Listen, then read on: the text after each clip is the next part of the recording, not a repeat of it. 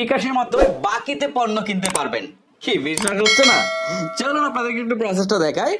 শুরুতে আপনারা যে কাজটা করবেন সেটা হচ্ছে বিকাশের অ্যাপে চলে যাবেন। দেখেন অলরেডি কিন্তু আমি বিকাশের অ্যাপে রয়েছি। সো আমি একটা সুপার শপে গিয়েছিলাম বাজার করতে। সো সেখান থেকে কিছু বাজার করি, বাজার করার পর আমি যে কাজটা করি পেমেন্ট অপশনে ক্লিক দিই। তারপর হচ্ছে কিউআর কোড স্ক্যান করুন, এখানে ক্লিক দিয়ে কিন্তু আমি তাদের নাম্বারটা এখানে যুক্ত করি। সো যুক্ত করার পর আমার সামনে দেখেন এরকম একটা ইন্টারফেস আসছে। এখন এইখান থেকে বেশ কিছু অপশন রয়েছে, উৎসে বাছুন, এখানে বিকাশ কার্ড আর একটা হচ্ছে পে লেটার। সো আমি পে লেটারটা সিলেক্ট করলাম, করার পর আমি যত টাকার বাজার করেছি সেই পরিমাণটা এখানে দিতে হবে। আমি 995 টাকা 50 পয়সা বাজার করেছি, সো এই অ্যামাউন্টটা এখানে বসালাম। বসানোর পর নিচের দিকে একটা অপশন আছে এগিয়ে যান, জাস্ট এইখানে একটা ক্লিক করলাম। এখন আমার সামনে এখান থেকে পে লেটারের প্ল্যান দেখাচ্ছে, অর্থাৎ আমি যদি 7 দিনের মধ্যে এই টাকাটা পরিশোধ করে দিই তাহলে 0% ইন্টারেস্ট, কোনো টাকা নেবে না তারা আমার কাছ থেকে। আবার 6 মাসে পরিশোধ করতে গেলে 20% নেবে, এটা অনেক টাকা। আর নিচে দেখেন ব্যবহারযোগ্য পে লিমিট দেখাচ্ছে, মানে আমাকে 1000 টাকা তারা এখান থেকে আমাকে কি করছে, তারা হচ্ছে বাকি দিচ্ছে, মানে এটা হচ্ছে বিকাশেই দিচ্ছে বলতে পারেন, লোন দিচ্ছে আর কি। ওকে, অনেকের 2000 3000 5000, অনেকের অনেকটা থাকতে পারে, আবার অনেকের 10,000 20,000ও থাকতে পারে। ওকে, সো আমরা যে কাজটা করব এখান থেকে 0%টাকে সিলেক্ট করে দিব। ঠিক আছে, এবারে আমার সামনে এরকম একটা ইন্টারফেস চলে আসছে। সো এখান থেকে কত টাকা পেমেন্ট, ব্যাট কি সব কিছু কিন্তু এখান থেকে দেখাচ্ছে। ওকে, সো এখন আমরা যে কাজটা করব এগিয়ে যানের পাশে নিচের দিকে তীর চিহ্ন আছে, এখানে একটা ক্লিক করে দিব। এখন দেখেন আমাকে বিকাশের পিন নাম্বার দিতে বলছে। সো আমি এখান থেকে বিকাশের পিন নাম্বারটা দিয়ে দিচ্ছি। সো পিন নাম্বারটা দিয়ে কনফার্ম পিনের পাশে যে তীর চিহ্ন রয়েছে এখানে একটা ক্লিক করে দিচ্ছি। এখন দেখেন এখান থেকে এরকম একটা ইন্টারফেস চলে আসছে। সো এখান থেকে আমরা অ্যাজ ইউজুয়ালি যেটা করি আর কি, পেমেন্ট করার জন্য জাস্ট ট্যাপ করে এরকম চাপ দিয়ে ধরে রাখি, জাস্ট আমি একটু ধরে রাখি।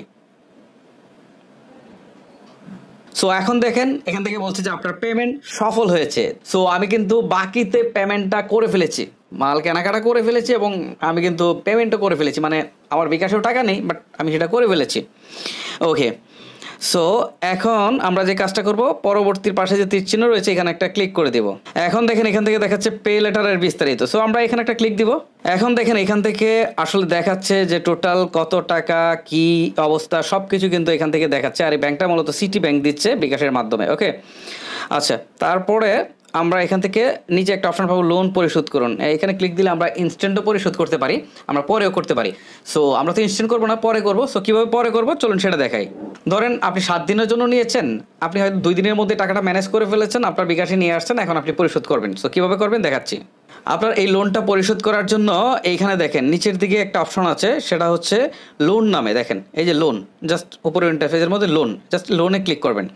ক্লিক করার পর এখান থেকে দেখেন দেখাচ্ছে যে একটা লোন আছে। ঠিক আছে, জাস্ট এটার পাশে লোন বিবরণী, এটার উপরে ক্লিক করবেন।